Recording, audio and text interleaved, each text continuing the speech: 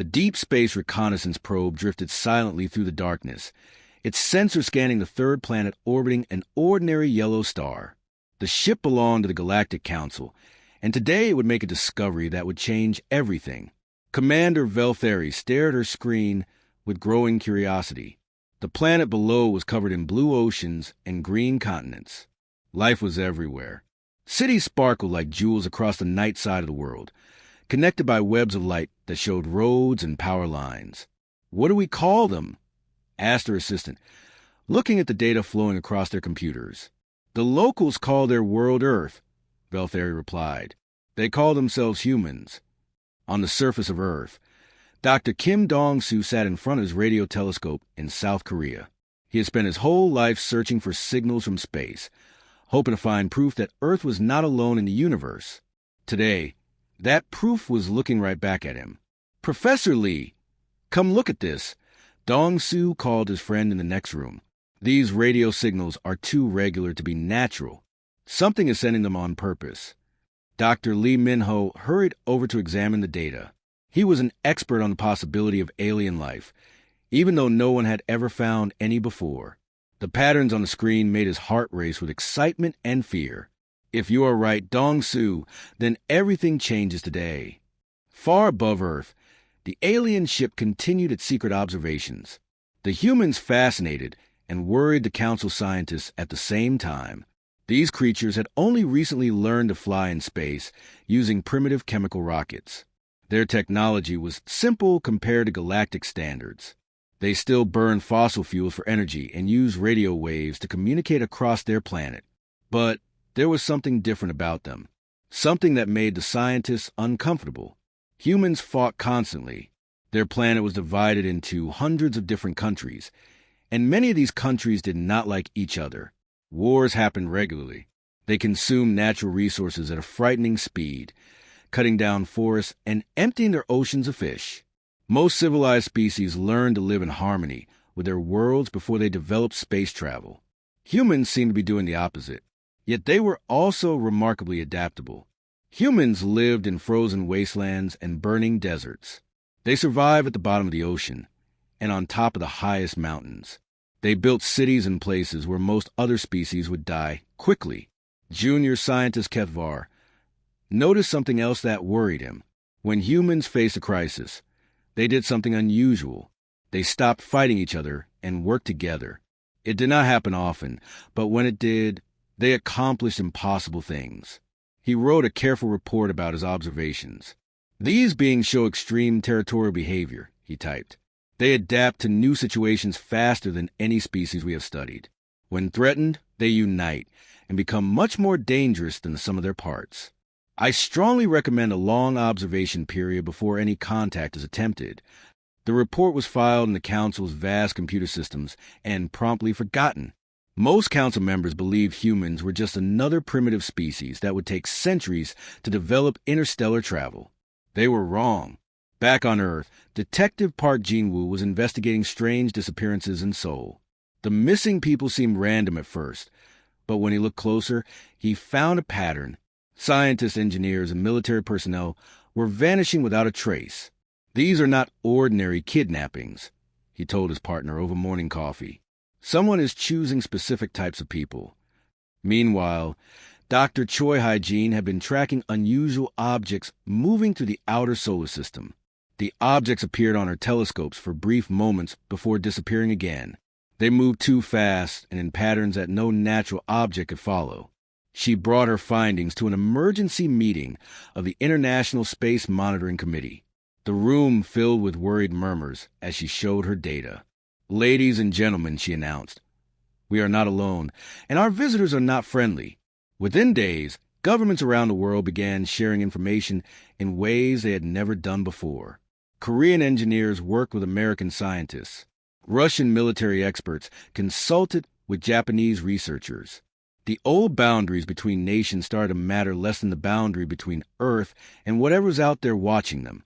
Yong Tae-hyun, a satellite engineer in Seoul, worked day and night with teams from NASA and the European Space Agency. They were trying to find the source of the mysterious signals that Dr. Kim had detected. "There," Yong said, pointing at his screen after 3 days without sleep. The signals are coming from behind the moon. Captain Lisa Rodriguez commanded a small spacecraft from a newly formed Earth Defense Initiative. As she approached the coordinates Yang had provided, she could not believe what she was seeing. Mission Control, she radioed back to Earth. I have visual confirmation. There is definitely a structure on the far side of the moon, and it is not human. The discovery would change everything. Humanity was about to learn that the universe was far more dangerous than they had ever imagined. But they were also about to show the galaxy something it had never seen before. 6 months had passed since the alien probe first discovered Earth. Now, Captain Mordun of the Zephyrian Trade Consortium stared at his prize from a hidden base on the moon's dark side. The blue planet below looked peaceful and helpless, perfect for exploitation. Begin the collection operations, he ordered his crew. These primitives will never know we are here. The Zephyrians had broken the most important rule of the Galactic Council. They were making contact with a pre-space civilization without permission. But Mordun saw easy profits in Earth's resources, and the humans seemed too backward to pose any threat. His ships moved silently through Earth's solar system, mining asteroids and taking what they wanted. More importantly, they began taking humans. Scientists, engineers, and military officers vanished from their homes in the middle of the night, transported to the lunar base for study. On Earth, Detective Park Jin-woo had noticed the pattern of disappearances getting worse. He sat in his office in Seoul, looking at photographs of the missing people spread across his desk. "Look at this," he said to his partner. "All these people have one thing in common. They are smart, really smart. Someone is collecting our best minds." Meanwhile, Dr. Yang Soo-jin was working late at the Korean Space Research Institute. She had been tracking strange movements in the asteroid belt for weeks. Objects were disappearing. Large chunks of rock and metal were simply vanishing without explanation. "This is impossible," she whispered to herself, checking her calculations again. You cannot just make an asteroid disappear. But someone was doing exactly that.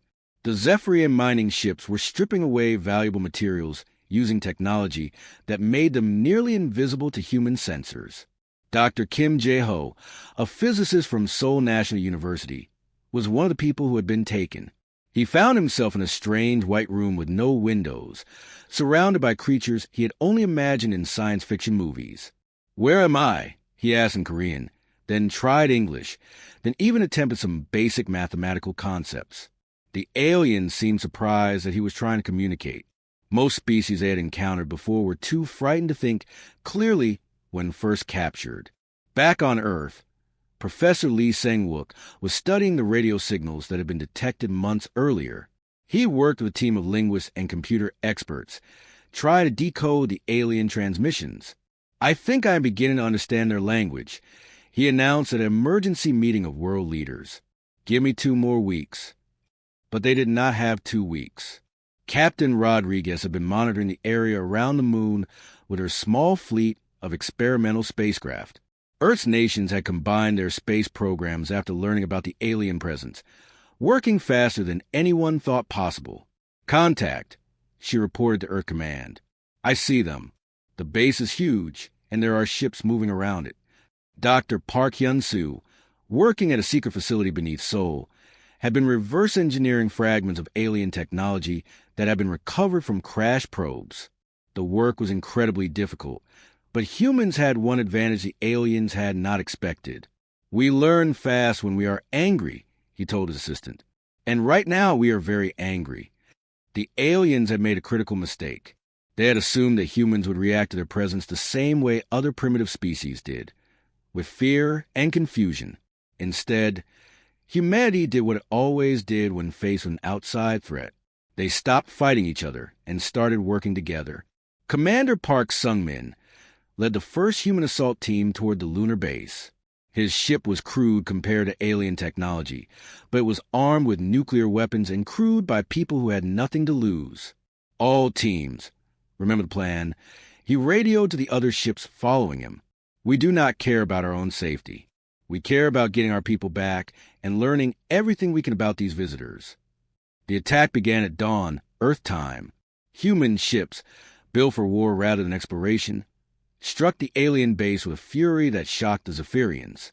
The humans used tactics that no civilized species would consider: ramming attacks, nuclear explosions in space, and boarding parties that fought hand-to-hand in the vacuum of space wearing bulky pressure suits.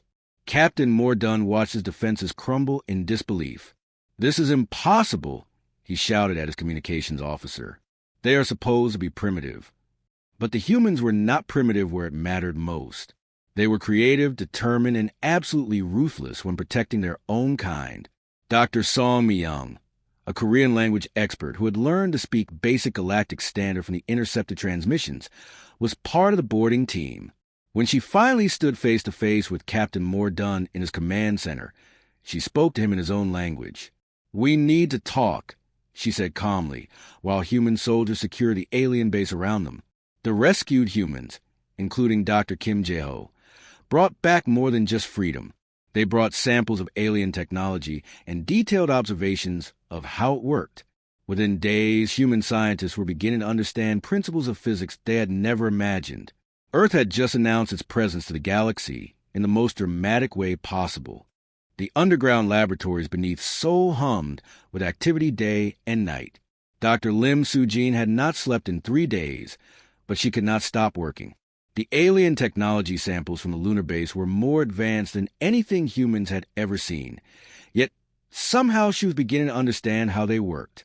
"The gravity drive is not magic," she explained to her exhausted team. "It is just physics we have not discovered yet. Look at these energy patterns." Her colleague, Dr. Choi Min-ho, studied the alien device under a microscope. "If we can copy this, we could build ships that travel faster than light." Around the world, similar scenes played out in hidden facilities. The rescued prisoners from the lunar base had brought back more than just their freedom. They had memorized every detail they could observe about alien technology and shared it with Earth's best scientists. Professor Kim Jae-ho sat in a secure room in Washington, describing what he had seen to a group of American and Korean engineers. "Their computers think differently than ours," he said. "They use quantum effects we barely understand. But I watched them work, and I think we can learn to copy their methods." The aliens had made a terrible mistake when they captured human scientists. They had assumed that primitive beings would be too frightened and confused to learn anything useful. Instead, the humans had studied everything around them with the desperate intensity of people fighting for their species' survival. Dr. Park Hyun-soo led the engineering team trying to build Earth's first gravity-powered spacecraft. Working in an abandoned subway tunnel that had been converted into a laboratory, his team labored around the clock. "We do not need to understand everything," he told his workers. "We just need to make it work well enough to surprise our visitors when they come back." Everyone knew the aliens would return. The attack on the lunar base had been a victory, but it was also a declaration of war. Earth had announced to the galaxy that humans would fight back when threatened. Major Kong Do-hyun was chosen to pilot the first human ship equipped with reverse-engineered alien technology. The test flight would take place in secret, far from Earth's major cities in case something went wrong. "Are you ready for this?" asked Dr. Yong Soo-jin, who had designed the ship's navigation systems. "I have been ready my whole life," Kong replied, climbing into the cramped cockpit. "I just never knew what I was getting ready for." The ship lifted off from a hidden launch pad in the Pacific Ocean. For the first few minutes, it flew like any normal spacecraft, using chemical rockets to escape Earth's atmosphere. Then Dr. Park's gravity drive activated. Kong felt his stomach drop as the laws of physics seemed to bend around him.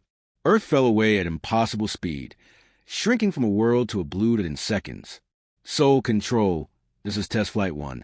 He radioed back to Earth, grinning despite his fear. The stars just got a lot closer.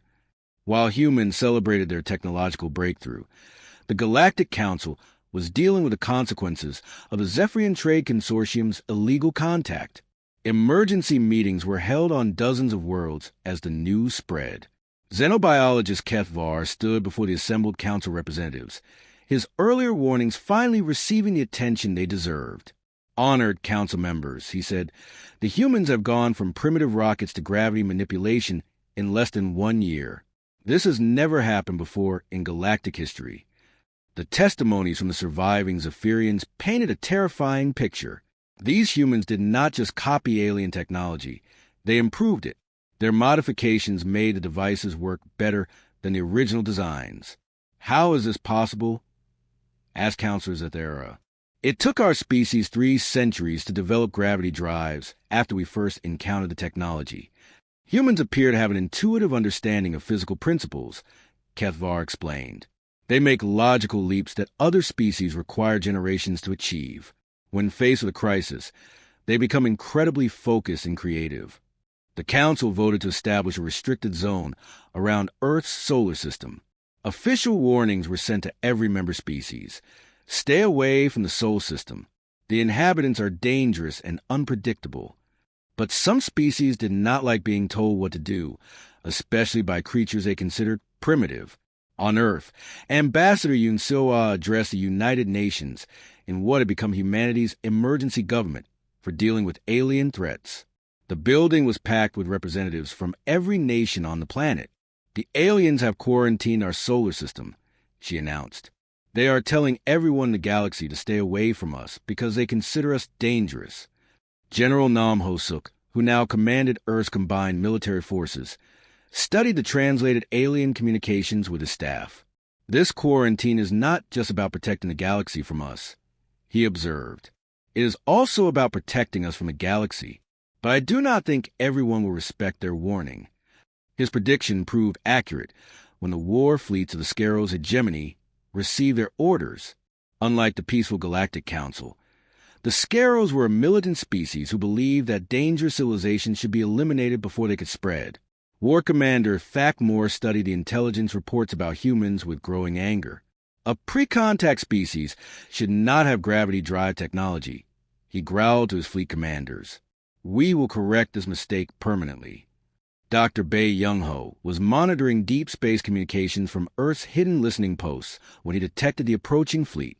The energy signatures were massive, far larger than anything humans had built. Multiple ships incoming, he reported to Defense Command. Heavy weapons, military formations. They are not coming to talk. Earth had weeks, maybe days, before the galaxy tested humanity's resolve to defend itself. The crystal chambers of Nexus Prime had never seen such an urgent gathering. Representatives from 1,000 worlds sat in worried silence as xenobiologist HFY presented his final report on the human situation. Honored counselors, he began, his voice echoing to the vast hall. What we are dealing with is unlike anything in our recorded history. The humans have not simply learned to use our technology. They have made it better. Murmurs of disbelief rippled through the assembly. Counselor Zethera leaned forward in her floating chair. Explain what you mean by better. HFY activated a holographic display showing technical readouts. Their modifications to gravity drive systems are 30% more efficient than our original designs. They have found ways to make our weapons more powerful and our shields stronger. In 6 months, they have advanced our technology more than we have in the past century. The testimony from Captain Mordun, the only surviving Zephyrian commander, made the situation even more frightening. They do not fight like civilized beings, he said, his voice shaking. They destroyed their own ships to damage ours. Their soldiers fought in vacuum without fear. They treated space battle like ground combat, using tactics no sane species would consider. War Commander Thakmore of the Scaros hegemony stood up in the gallery. His people were the galaxy's most feared military force, and he did not like what he was hearing. These are just primitives with stolen technology, he declared. The Council is being foolish. Let my fleets deal with this problem quickly and permanently. But Counselor Zethera had heard enough testimony to know that the situation was far more serious. All in favor of establishing an immediate quarantine around the Sol system. She called for a vote. The motion passed with overwhelming support. Only the Scaros hegemony voted against it. On Earth, the news of the galactic quarantine reached humanity through their captured alien communication systems. Ambassador Yoon Seo-ah stood before the emergency session of the United Nations, translating the Council's official statement. They are telling every species in the galaxy to avoid our solar system, she announced. They consider us too dangerous to contact. Dr. Song Mi-young, who had become Earth's leading expert on alien languages, had intercepted other messages. "There is more," she said. "Some species are angry about this quarantine. They think the Council is being too careful." General Nam Hosuk studied intelligence reports in the underground command center beneath Seoul. Earth's defense forces had grown rapidly in the months since first contact, but they were still tiny compared to what was coming. "The Scaro's hegemony has refused to accept the quarantine," he told his staff. "Their war fleets are already moving toward our system." Meanwhile, human engineers worked desperately to prepare Earth's defenses. Dr. Park Hyun-soo had moved his research team, the facilities hidden inside mountains and beneath oceans. They were building weapons and defenses that the galaxy had never seen before. "We cannot match their numbers," he told Dr. Lim Soo-jin as they watched construction robots assembling orbital defense platforms. "But we do not need to match them. We just need to surprise them." Captain Shin Woo-jin was training the first generation of human space fighter pilots. These brave men and women would fly ships that were part human engineering and part captured alien technology. "Remember," he told his students, "they expect us to fight like other civilized species. They expect us to retreat when we are outnumbered, to surrender when the battle seems lost. They do not understand that humans do not surrender when we are protecting our home." The Scaro's war fleet that departed for Earth was the largest military force the hegemony had assembled in centuries.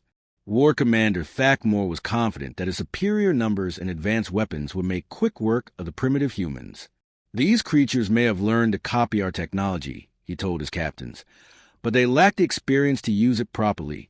We have been fighting space wars for 10,000 years. They have been in space for less than a century." Dr. Bae Young-ho continued monitoring deep space from his hidden listening post. The approaching fleet was so large that it created gravitational distortions detectable from light years away. "Estimated arrival in 72 hours, he reported to Defense Command. "Energy signatures suggest at least 200 warships, possibly more." Earth's leaders held their final strategy meeting in a bunker far beneath the Korean mountains. Representatives from every nation sat around a single table, united by necessity. "We knew this day would come," President Chin said. "The question is whether we are ready." Admiral Oh Kyung-suk, who would command Earth's defense fleet, looked at the faces around the table. "We have 16 operational ships with gravity drives, 43 orbital defense platforms, and weaponized asteroids throughout the solar system. Against 200 enemy ships, it does not sound like much." "Numbers do not tell the whole story," General Nam replied. "They are expecting to fight humans who think like them. Instead, they are going to meet humans who think like humans." The galaxy was about to learn what that difference meant. War Commander Thakmore's fleet dropped out of hyperspace at the edge of Earth's solar system, expecting to find a frightened primitive world begging for mercy. Instead, his sensors detected something that made no sense. The entire solar system had become a weapon. War Commander Thakmore stared at his tactical display in complete shock. The primitive solar system he had expected to find was gone. In its place was a fortress that defied everything he knew about warfare. Asteroids moved in perfect formations like living things, bristling with weapons that should not exist. Orbital platforms surrounded Earth like a metal shell, each one crackling with energy. Most impossible of all, streams of information flowed between defensive positions faster than light itself, creating a coordination network that covered the entire solar system. "How long do they have to prepare?" he whispered to his second in command. "According to our intelligence, less than 2 years since first contact," came the reply. "Impossible," Thakmore growled. "It takes civilized species decades to build defenses like this." But humans were not civilized by galactic standards, and that was exactly what made them so dangerous. Admiral Oh Kyung-suk commanded Earth's defense from a hidden bunker beneath Seoul.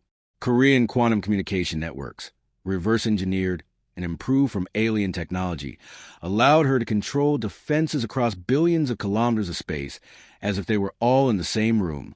"All stations report ready," her communications officer announced. "Then let us show our visitors what happens when you threaten Earth." Oh replied calmly, "Commence Operation Terran Shield." The battle began unlike anything in galactic military history. The Scaro's fleet expected their enemies to meet them in traditional formation, warship against warship, in honorable combat. Instead, Human tactics violated every rule of civilized warfare. Captain Shin Woo-jin piloted a converted mining ship loaded with nuclear warheads toward the enemy flagship. His vessel looked crude and helpless compared to the massive alien warship, which was exactly what he wanted them to think. Escort fighters break away. He radioed to his wingmen. I am going to give them a close look at human hospitality. The Scarrow's crew watched the primitive human ship approach, assuming it would try to engage them with conventional weapons. They did not realize that Shin had no intention of surviving the encounter. His ship was essentially a guided missile with a human brain controlling it. At the last possible second, Shin activated his emergency teleporter, a device that would transport him to safety while his ship completed its deadly mission. The nuclear explosion that followed vaporized the Scarrow's flagship's entire forward section. Similar scenes played out across the battlefield. Human ships, designed for function rather than beauty, executed maneuvers that made no military sense to civilized species. They used their own planet's gravity as weapons, slingshotting asteroids at enemy formations. They coordinated attacks across impossible distances with precision that should have been physically impossible. Dr. Yang Soo-jin watched the battle from her command post on the lunar surface. The early warning systems she had designed were tracking every enemy ship, feeding information to the defensive network faster than the aliens could react. Their formation is breaking, she reported to Admiral O. They are not prepared for our tactics. War Commander Thakmore tried desperately to adapt to human strategy, but his forces have been trained for 10,000 years to fight like gentlemen. They could not comprehend an enemy that treated every engagement as a fight to the death. They are sacrificing entire ships just to damage our hulls, his tactical officer reported in confusion. It makes no strategic sense. It makes perfect sense if you are willing to die for your cause, Thakmore replied grimly. He was beginning to understand why the Galactic Council had been so afraid of these creatures.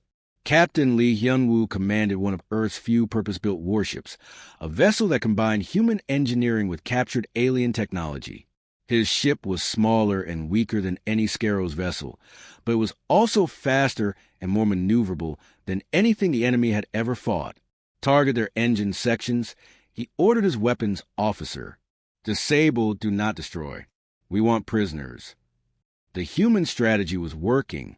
Superior Scarrow's technology meant nothing when their ships could not predict where the human attacks would come from. The aliens had never fought an enemy that moved like Earth's defenders. Within hours, the once mighty Scarrow's fleet was scattered and broken. The few surviving ships limped away from the solar system, carrying news of their defeat back to the Gemini.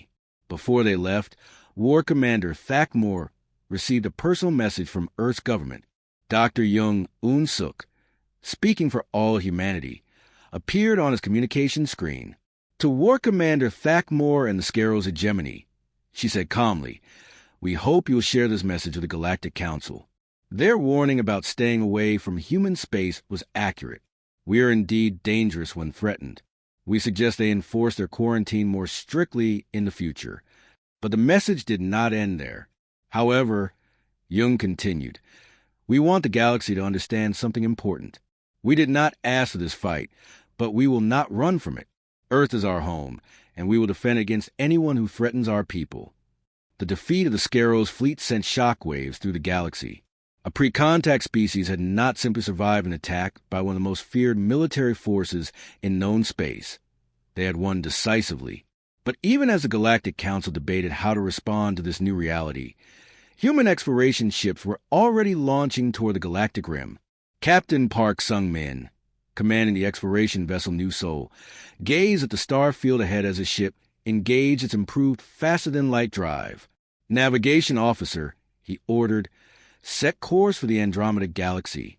It is time our neighbors learn what happens when you corner a species that conquered its own world before it learned to leave it. The universe had just become a much more interesting and dangerous place. The end.